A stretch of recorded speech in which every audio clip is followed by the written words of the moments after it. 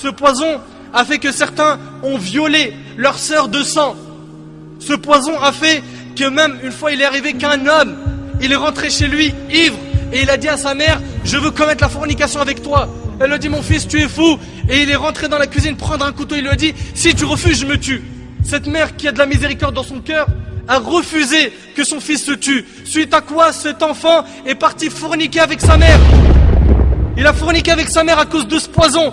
Le lendemain matin, quand il s'est réveillé de cette ivresse, il s'est rappelé de ce qu'il a fait. Il est parti prendre un bidon d'essence et il s'est brûlé. L'alcool est la mère des vices.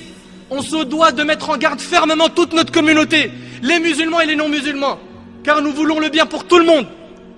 Pour tout le monde. Tout ça à cause de quoi? De cette maudite boisson. Et ça commence par un verre, et une bouteille, et un plaisir dans une soirée, une deuxième, une troisième, une quatrième, jusqu'à en devenir accro. Et après on dit normal, adi. Je fais rien de mal, je rigole, je délire. Et regarde les délires, ils mènent à quoi à la fin? Regarde les délires, ils mènent à quoi à la fin? Regarde les délires, ils mènent à quoi à la fin?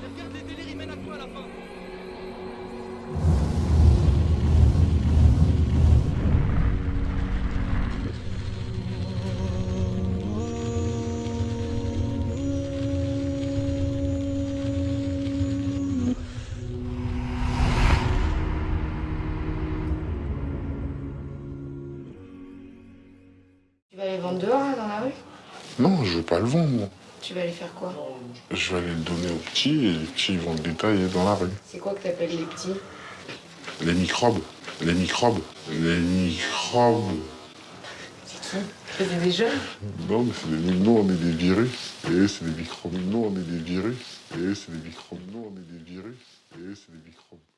Trop facile aujourd'hui de se procurer une bouteille de Sky, une barrette de shit, une dose d'héro, un rail de coke. Combien de quartiers sont des McDrive de la drogue, ouverts jour et nuit? Tu t'arrêtes et en quelques minutes on te livre ce que tu veux. Wallahi, des fois même avec l'apparence Souna on t'arrête. Je suis déjà rentré dans une cité où je rentre pour chercher quelqu'un et je vois quelqu'un me dit, excuse-moi frère, tu cherches quelque chose? Tu veux chose qu'elle? Il me dit comme ça, tu veux chose qu'elle? Subhanallah, sans limite. Sans limite. Beaucoup de jeunes grandissent dans ces quartiers et ils voient leur grand frère, leur cousin qui a une belle vie. Il bosse pas, il se réveille tous les jours à 14h et il est tout le temps bien habillé. Hugo Boss, Louis Vuitton, des chaussures de luxe, grosse voiture, les lunettes, je te parle pas, Fred, Cartier, Boucheron, Ray-Ban. Il est tout le temps accompagné d'une femme. Alors ce jeune qui voit les gens dans son quartier vivre dans ce confort, il se dit bah pourquoi pas moi? Pourquoi ne pas faire comme lui? Pourquoi ne pas chercher à lui ressembler pour vivre une vie pleine de joie et de bonheur?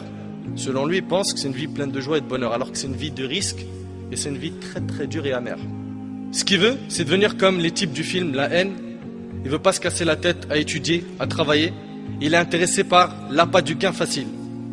Aujourd'hui, on a même des rappeurs, des chanteurs de reggae qui incitent à la consommation de ces poisons dans les morceaux que les jeunes écoutent en boucle malheureusement. Les jeunes deals, tout le monde le sait et tout le monde se tait. Beaucoup de jeunes sont tombés dans ce piège et cela a occasionné beaucoup de problèmes dans les familles, avec la justice. Beaucoup de jeunes musulmans sont en prison. Beaucoup de mamans pleurent et font la queue en prison pour voir leur fils, au parloir qui les a fait souffrir par ces bêtises. C'est la dure réalité, mais la pure vérité. Et Allah tabarak wa ta'ala a dit dans Sourate Al-Baqarah, Sourate 2, versets 11 et 12, écoute bien ce qu'Allah tabarak wa ta'ala dit, وَإِذَا قِيلَ لَهُمْ لَا تُفْسِدُوا فِي الْأَرْضِ قَالُوا إِنَّمَا نَحْنُ مُصْلِحُونَ أَلَا إِنَّهُمْ هُمُ الْمُفْسِدُونَ وَلَكِنْ لَا يَشْعُرُونَ. Et quand on leur dit, ne semez pas la corruption sur la terre, écoute ce qu'Allah dit, ouvre-moi ton cœur et accueille ces paroles.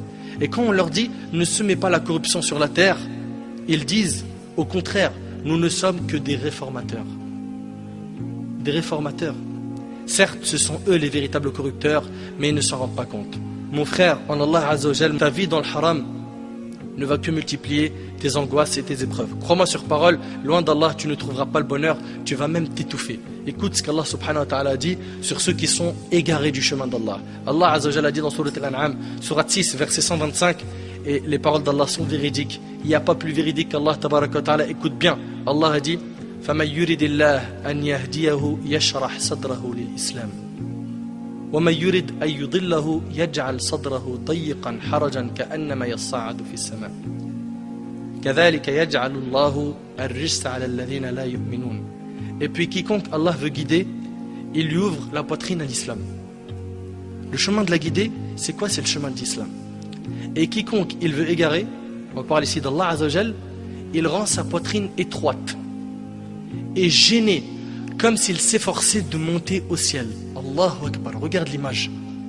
Allah Azzawajal, il dit que celui qui est égaré du chemin d'Allah, t'as vu quand tu montes en altitude, ceux qui ont fait de la montagne, qui ont fait des randonnées, qui sont montés en altitude, vous remarquez qu'on arrive de moins en moins à respirer. Quand on se dirige vers le ciel, on monte, on respire de moins en moins. Et bien Allah Tabaraka Ta'ala il dit, et quiconque il veut égarer, il rend sa poitrine étroite et gênée, comme s'il s'efforçait de monter au ciel. C'est-à-dire que si tu es loin du chemin d'Allah, tu étoufferas. Tu seras jamais heureux. Jamais, impossible, wallahi impossible. C'est Allah subhanahu wa ta'ala qui le dit. Tu vivras des moments courts, éphémères de bonheur, mais pas le bonheur même, le vrai, celui de la foi.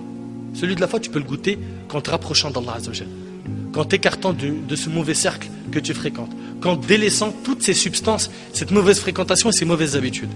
Akhi, un jour, cette vie aura une fin. Et soit tu seras au paradis, soit en enfer. Et pour une éternité. Soit de ceux qui seront gagnants le jour du jugement. Soit de ceux qui seront des habitants du paradis. Et pas de ceux qui seront des habitants de l'enfer. Et prends garde à ne pas suivre les pas du diable. Qui au final, ce diable-là se désavouera de toi le jour du jugement. Taïb. Sûrement tu es en train de te dire comment faire pour sortir de ce gouffre. Je suis dans une bande, je travaille pour un gros dealer, je suis son petit, ou bien j'ai goûté à trop d'argent. Comment faire? Comment est-ce que tu veux que je me débarrasse de tout ça? Premièrement, commence déjà par reconnaître que ce que tu as fait, c'est un grand péché et que ça mérite un repentir. Ça, c'est la première chose.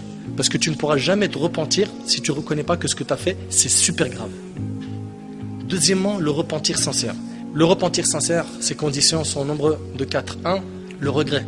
Tu dois regretter, tu dois être sincère dans ton regret. À chaque fois que tu penses à ce péché, tu dis « j'ai fait une énormité ». Tu regrettes ce que tu as fait. 2. Que tu te détaches immédiatement du péché. Tu vendais, tu dealais, tu consommais de l'alcool, de la drogue, la cigarette, tu te repens. Tu te repens, c'est-à-dire tu regrettes et tu te détaches immédiatement du péché. Parce que continuer à faire le péché et dire « je me suis repenti », il est où ton repentir? 3. Être déterminé à ne plus jamais recommencer le péché. Et ça, c'est très dur. Parce que certains regrettent, se détachent, mais ils disent, si l'occasion se présente, où on peut, petite dahka, soirée, shit, alcool, pourquoi pas? Donc il n'est pas déterminé à ne plus le refaire. Et donc les conditions du repentir ne sont pas réunies. Le repentir, c'est pas une parole. C'est dur, c'est un travail du cœur, c'est très dur. 4. La restitution des dépôts ayant droit. Si tu as volé quelque chose, tu as pris des choses qui ne t'appartiennent pas, tu dois les rendre à leur propriétaire. Ça, c'est les conditions du repentir. Et si tu te repens, je t'annonce une bonne nouvelle. Le prophète a dit celui qui se repent du péché, c'est comme si il ne l'avait pas fait. T'imagines? Encore mieux que ça, Allah a dit sauf ceux qui se repentent, croient et accomplissent de bonnes œuvres, ceux-là, Allah changera leurs mauvaises actions en bonnes. T'imagines? Garde espoir. C'est-à-dire que avec tout ce que tu as fait comme péché, comme énormité, si tu as fait du meurtre, si tu as fait des braquages, si tu as violé, si tu as bu, si tu as fait plein de bêtises de ce genre, sache que le repentir, non seulement il va effacer tes péchés, mais mieux que ça encore, il va les transformer en bonne action. À condition que tu te repentes sincèrement. La porte, elle est toujours ouverte. Profite, fais en sorte de vivre une vie propre et halal, et sache que le bonheur se trouve dans une seule chose, c'est l'islam, ta religion. Et je demande à Allah Azzawajal de faciliter à nos frères et nos sœurs qui sont tombés dans ces fléaux qui sont l'alcool et la drogue, de se repentir sincèrement, de revenir vers la raison, de revenir vers le chemin de la droiture. Et si on a été un petit peu sévère dans ce dars, wallahi, c'est parce qu'on veut votre bien. On a peur que vous finissiez dans les feux de l'enfer. On a peur pour vous, wallahi, on a peur pour vous. Donc remettez-vous en question et sachez que celui qui vous parle, il veut votre bien, et Allah en est témoin, et qu'Allah subhanahu wa ta'ala accepte nos œuvres et nous facilite la réforme. وأسأل الله سبحانه وتعالى أن ينفعني بما قلت وأن ينفعكم بما سمعتم هذا والله أعلم وبارك الله فيكم والسلام عليكم ورحمة الله.